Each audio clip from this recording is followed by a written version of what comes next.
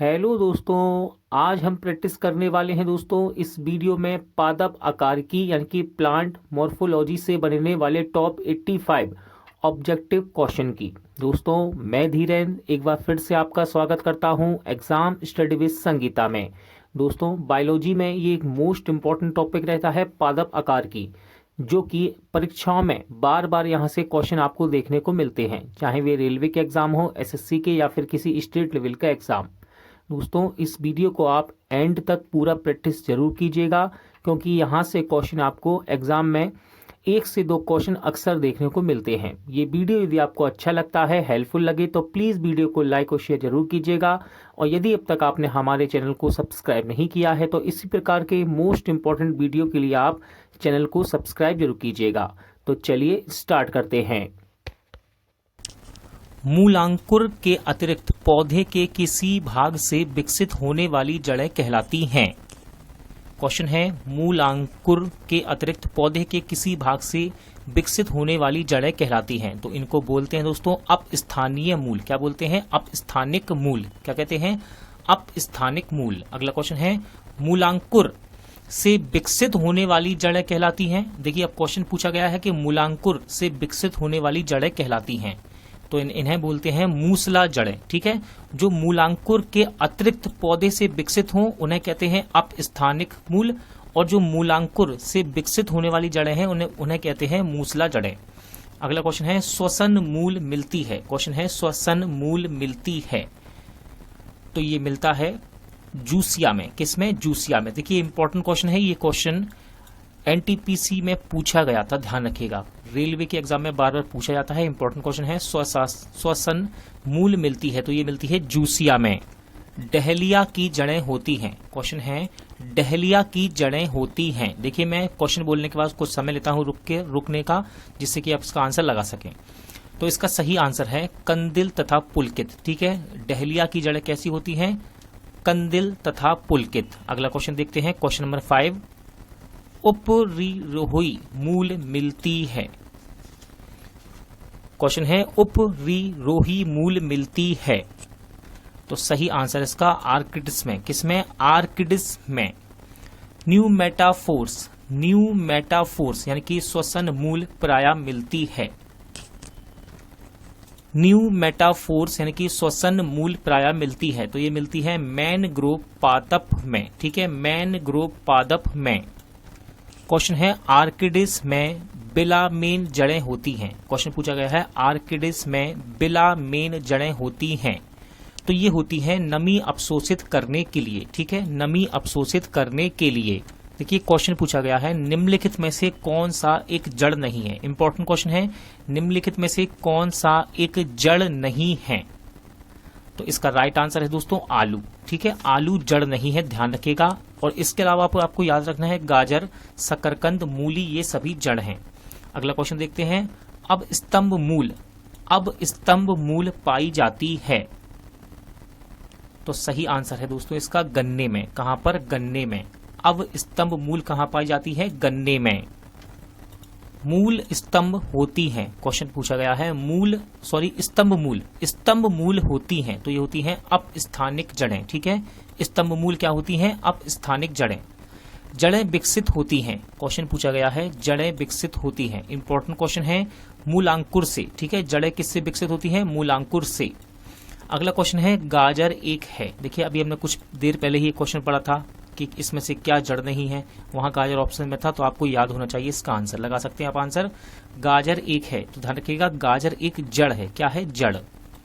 अगला क्वेश्चन है, जड़ के किस भाग में सर्वाधिक वृद्धि होती है। क्वेश्चन है, जड़ के किस भाग में सर्वाधिक वृद्धि होती है, तो सही आंसर है ऑप्शन ए, मूल शीर्ष के ठीक पीछे जड़ का ये वह भाग है जिसमें सर्वाधिक वृद्धि होती है।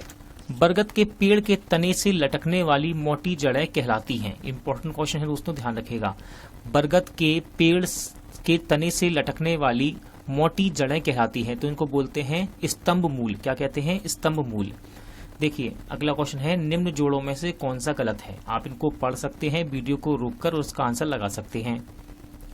फिलहाल मैं आपको इसका आंसर बताता हूं। कह रहा है कौन सा गलत है। देखिए ऑप्शन ए गलत है दोस्तों। ठीक है, ऑप्शन ए गलत है। शंक्वाकार जड़ प्याज, ये गलत है। बाकी याद रखिएगा, तुर्क रूपी जड़ ये है मूली, कुंभी रूपी जड़ ये सलजम सही है, श्वसन मूल मैंग्रोव पौधे ये सही है यहां तक, ठीक है। लेकिन शंक्वाकार जड़ प्याज नहीं होती है। अगला क्वेश्चन देखते हैं, श्वसन मूल पाई जाती है। क्वेश्चन है श्वसन मूल पाई जाती है, तो आपका आंसर रहेगा राइजोफोरा में। किसमें? राइजोफोरा में पाया जाता है श्वसन मूल। पान की लता में बनने वाली जड़ कौन सी होती है? क्वेश्चन है पान की लता में बनने वाली जड़ कौन सी होती है? तो इसका सही आंसर है आरोही जड़, ठीक है। पान की लता में बनने वाली जड़ को क्या कहते हैं? आरोही जड़। अगला क्वेश्चन है आलू का खाने योग्य भाग है। इंपॉर्टेंट क्वेश्चन है, ध्यान रखिएगा। आलू का खाने योग्य भाग है, तो सही आंसर है इसका तना, ठीक है। आलू में खाने योग्य भाग क्या है दोस्तों? तना है। पर्णकाय स्तंभ, पर्णकाय स्तंभ एक रूपांतरण है। क्वेश्चन है पर्णकाय स्तंभ एक रूपांतरण है, तो सही आंसर हो जाएगा आपका तने का। किसका? तना का। नागफनी में प्रकाश संश्लेषी कार्य होता है। क्वेश्चन है नागफनी में प्रकाश संश्लेषी कार्य होता है, तो ये होता है पर्णकाय स्तंभ द्वारा। अगला क्वेश्चन देखते हैं, निम्नलिखित में से कौन सा एक तना है? देखिए, इससे पहले क्वेश्चन आया था जहां लिखा था कि कौन सा एक जड़ है। अब यहाँ क्वेश्चन आया है निम्नलिखित में से कौन सा एक तना है। तो ध्यान रखिएगा दोस्तों, आलू, आलू एक तना है। और इससे पहले अपने क्वेश्चन भी कवर किया कि आलू में खाने योग्य भाग क्या है? तना। तो ध्यान रखिएगा आलू एक तना है। पत्ता गोभी खाद्य पदार्थ का संग्रह कहाँ करता है?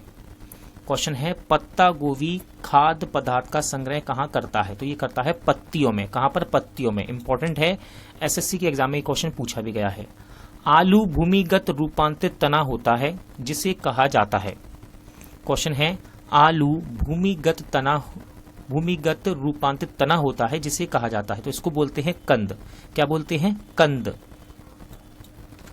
निम्नलिखित में से क्या तने का रूपांतरण नहीं है? क्वेश्चन है निम्नलिखित में से क्या तने का रूपांतरण नहीं है? तो ध्यान रखिएगा, शकरकंद का कंद, ठीक है। शकरकंद का कंद ये रूपांतरित तना नहीं है। अगला क्वेश्चन है निम्नलिखित में से कौन सा तना है? इंपॉर्टेंट क्वेश्चन है दोस्तों, मोस्ट इंपॉर्टेंट। निम्नलिखित में से कौन सा एक तना है? तो ध्यान रखिएगा अदरक, अदरक तना होता है। और इससे पहले हमने आलू भी पढ़ा था, ध्यान रखिएगा आलू भी तना है।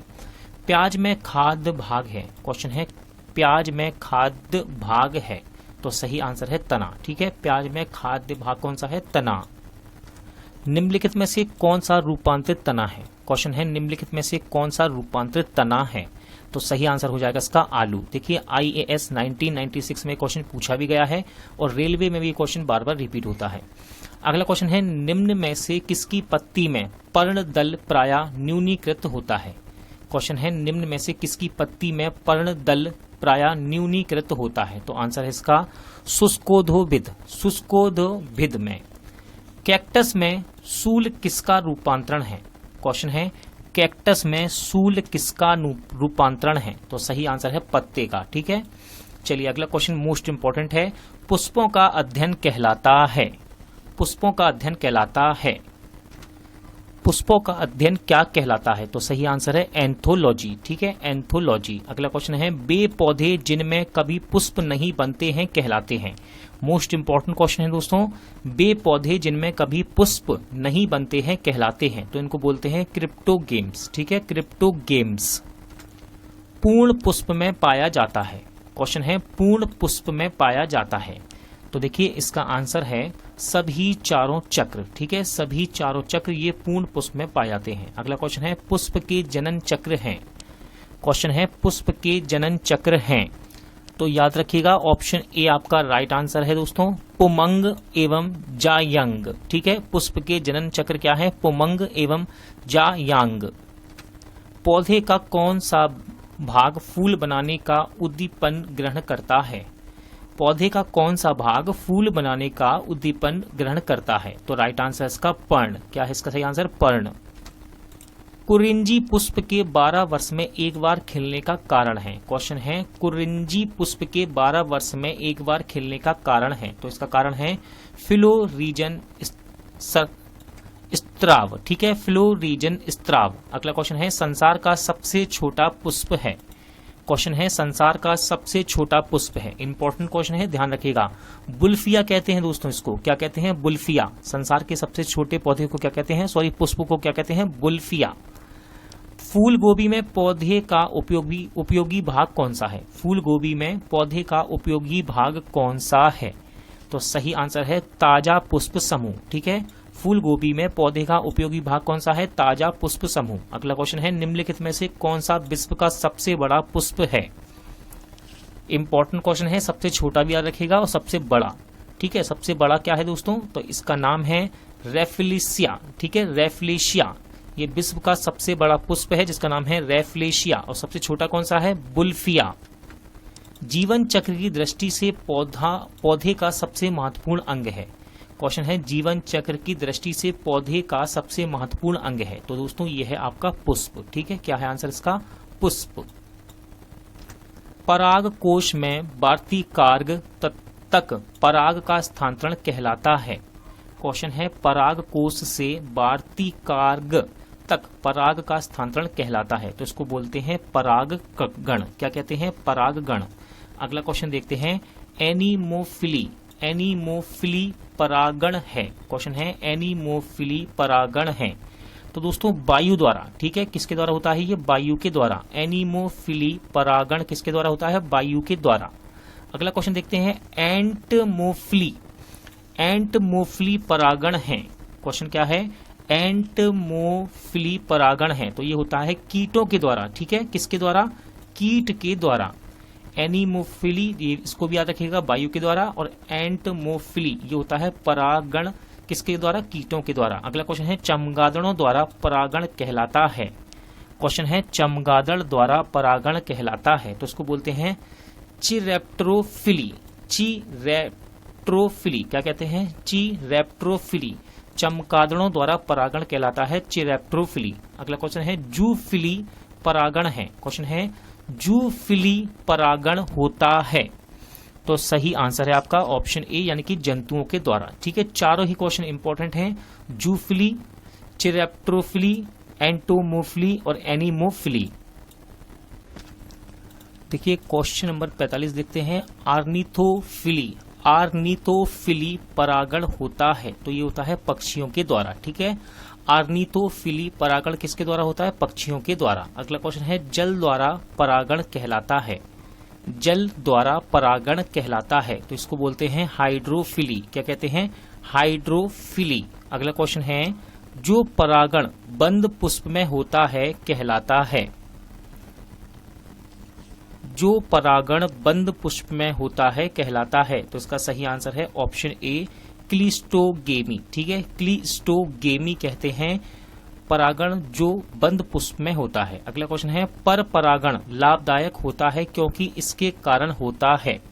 क्वेश्चन है, पर परागण लाभदायक होता है क्योंकि इसके कारण होता है। आंसर है अच्छी संतान। ऑप्शन सी आपका राइट आंसर है। वर्तिकाग्र। वर्तिकाग्र सदैव खुरदरा एवं चिपचिपा होता है। तो इसका सही आंसर है कीट परागित पुष्पों में। ठीक है, वर्तिकार्ग सदैव खुरदरा एवं चिपचिपा होता है। आंसर है कीट परागित पुष्पों में। अगला क्वेश्चन है, घोंगे द्वारा परागण कहलाता है। घोंगे के द्वारा परागण कहलाता है। तो इसको बोलते हैं मेलेकोफिली। ठीक, क्या कहते हैं? मेलेकोफिली। सुगंधित पुष्प में परागण किसके द्वारा होता है? इंपॉर्टेंट क्वेश्चन है दोस्तों, ध्यान रखिएगा। सुगंधित पुष्प में परागण किसके द्वारा होता है? तो ये होता है कीट के द्वारा। किसके द्वारा? कीट के द्वारा। परागकण है। क्वेश्चन है, परागकण है। तो ये होता है अपूर्ण विकसित नर युग्मोदोभिद। ठीक है, अपूर्ण विकसित नर युग्मोदोभिद। अगला क्वेश्चन देखते हैं, कीट द्वारा परागित फूलों के परागकण होते हैं। क्वेश्चन पूछा गया है आपसे, कीट द्वारा परागित फूलों के परागकण होते हैं। तो ये होते हैं वृक्ष एवं चिपचिपे। निषेचन क्रिया है। क्वेश्चन है, निषेचन क्रिया है। इंपॉर्टेंट क्वेश्चन है दोस्तों, ध्यान रखिएगा। तो ऑप्शन ए आपका सही आंसर है, एक नर युग्मक का अंडाणु से संयोजन। निषेचन क्रिया क्या है? एक नर युग्मक का अंडाणु से संयोजन। अगला क्वेश्चन देते हैं, निषेचन के पश्चात बीजों के बीजावरण विकसित होते हैं। क्वेश्चन है, निषेचन के पश्चात बीजों के बीजावरण विकसित होते हैं? तो सही आंसर है अध्यायावरणों से। किससे? अध्यायावरणों से। क्वेश्चन है द्विनिषेचन मुख्य लक्षण है। क्वेश्चन है द्विनिषेचन मुख्य लक्षण है। तो दोस्तों ये मुख्य लक्षण होता है आवृत बीजियों का। किसका? आवृत बीजियों का। अगला क्वेश्चन है अनिषिक जनन होता है। तो सही आंसर है आपका बिना निषेचन के अंडाणु का परिवर्धन। ऑप्शन सी आपका सही आंसर रहेगा, बिना निषेचन के अंडाणु का परिवर्धन। बिना निषेचन के एक अंडाशय के फल में विकसित होने को कहते हैं। क्वेश्चन है बिना निषेचन के एक अंडाशय के फल में विकसित होने को कहते हैं। तो दोस्तों इसको कहा जाता है पार्थिनोकार्पी। क्या कहते हैं? पार्थिनोकार्पी। अगला क्वेश्चन देखते हैं, क्वेश्चन नंबर 59। निम्नलिखित में से, क्वेश्चन है निम्नलिखित में से कौन सा फल अनिषेक फलनीय है? अनिषेक फलनीय है। तो यह है केला। क्या है दोस्तों? केला। निम्न में से किस एक खेती पौधे का प्रतिरोपण करके की जाती है? मोस्ट इंपॉर्टेंट क्वेश्चन है। क्वेश्चन कह रहा है निम्न में से किस एक की खेती पौधे का प्रतिरोपण करके की जाती है? तो सही आंसर है प्याज। क्या आंसर है इसका सही? प्याज। एक सत्य फल परिवर्धित होता है। क्वेश्चन है एक सत्य फल परिवर्धित होता है। तो सही आंसर है अंडाशय से। किससे? अंडाशय से। अगला क्वेश्चन है आभासी फल का उदाहरण है। इंपॉर्टेंट क्वेश्चन है दोस्तों। सत्य फल के उदाहरण पूछता है, आभासी फल के उदाहरण पूछता है एग्जाम में। तो देखिए एसएससी में क्वेश्चन पूछा गया है आभासी फल का उदाहरण है। तो सही आंसर है इसमें से सेब। ठीक है, आभासी फल का उदाहरण क्या है? सेब। नारियल तथा आम के फल होते हैं। क्वेश्चन है नारियल तथा आम के फल होते हैं तो इनको बोला जाता है ड्रूप। क्या कहते हैं? ड्रूप। पके हुए आम का खाने योग्य आकारीय भाग होता है। मोस्ट इंपॉर्टेंट क्वेश्चन है, ये क्वेश्चन रिपीट भी होता है एग्जाम में, ध्यान रखिएगा। पके हुए आम का खाने योग्य आकारीय भाग होता है तो इसको बोलते हैं मध्य फल भित्ति। क्या कहते हैं? मध्य फल भित्ति।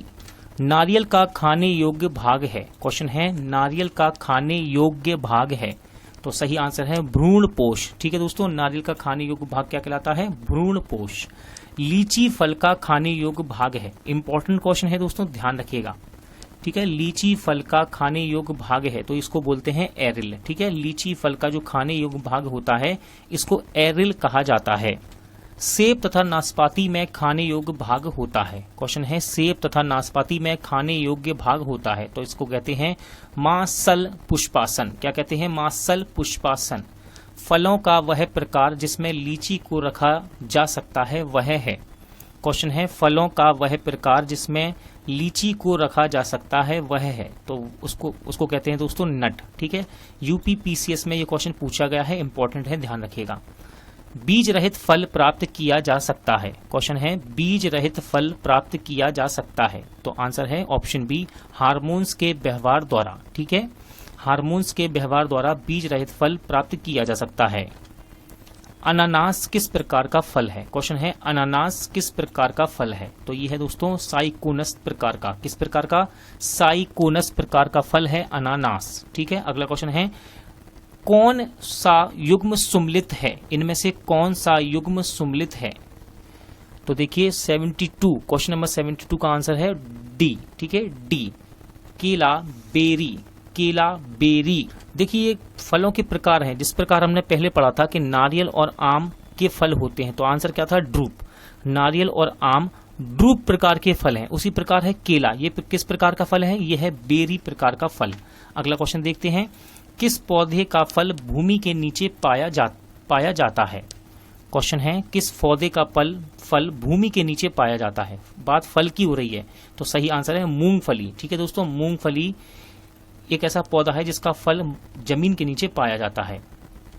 देखिए बात कर रहा है वो फल की, अब इसमें से सभी चीजें जमीन में लगने वाली है लेकिन बात हो रही है पौधे का फल जो भूमि के नीचे पाया जाता है तो यह है मूंगफली। अगला क्वेश्चन है नाशपाती का कौन सा भाग खाया जाता है? क्वेश्चन है नाशपाती का कौन सा भाग खाया जाता है तो उसको बोलते हैं गूदेदार पुष्पासन। ठीक है, गूदेदार पुष्पासन नाशपाती का वह भाग है जिसे हम खा सकते हैं।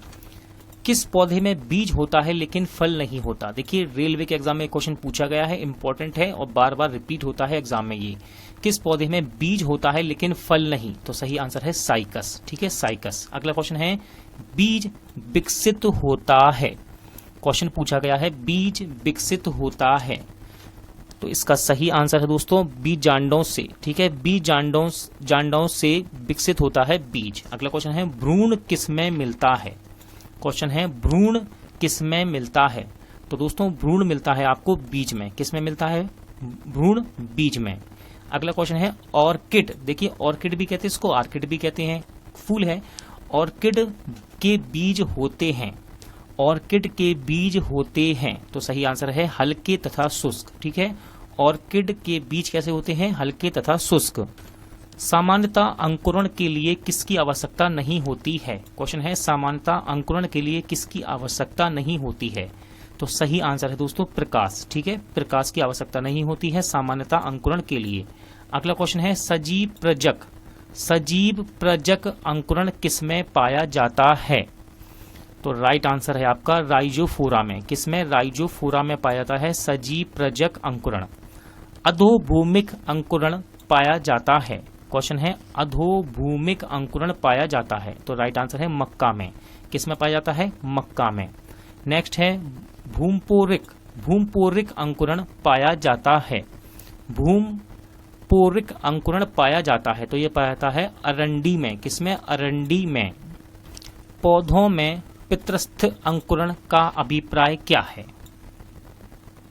क्वेश्चन पूछा गया है पौधों में पितृस्थ अंकुरण का अभिप्राय क्या है? तो देखिए जनक वृक्ष पर लगे हुए फल के भीतर बीजों का अंकुरण, इसका मतलब होता है पौधे में पितृस्थ अंकुरण। घटपर्णी के निम्नलिखित भागों में से कौन सा एक घट में रूपांतरित होता है? क्वेश्चन है घटपर्णी के निम्नलिखित भागों में से कौन सा एक घट में रूपांतरित होता है? तो सही आंसर है पत्ता। निम्नलिखित में से कौन सा एक कीटहारी पादप है? निम्नलिखित में से कौन सा एक कीटहारी पादप है? तो यह है घटपर्णी। क्या आंसर है इसका? घटपर्णी। संसार में सबसे तेज बढ़ने वाला पौधा है। देखिए मोस्ट इंपॉर्टेंट क्वेश्चन है। क्वेश्चन है संसार में सबसे तेज बढ़ने वाला पौधा है, तो यह है बांस। ठीक है, ये ऑप्शन जो आपको दिखाई दे रहे हैं बांस, चावल, मनी प्लांट, टीक, इनमें से सबसे तेजी से बढ़ने वाला पौधा है बांस। एसएससी में क्वेश्चन पूछा गया है, इंपॉर्टेंट है, ध्यान रखिएगा। अगला क्वेश्चन है विश्व में सबसे लंबा पौधा कौन सा है? विश्व में सबसे लंबा पौधा है दोस्तों यूकेलिप्टस। इंपॉर्टेंट क्वेश्चन है, विश्व में सबसे लंबा पौधा कौन सा है? यूकेलिप्टस।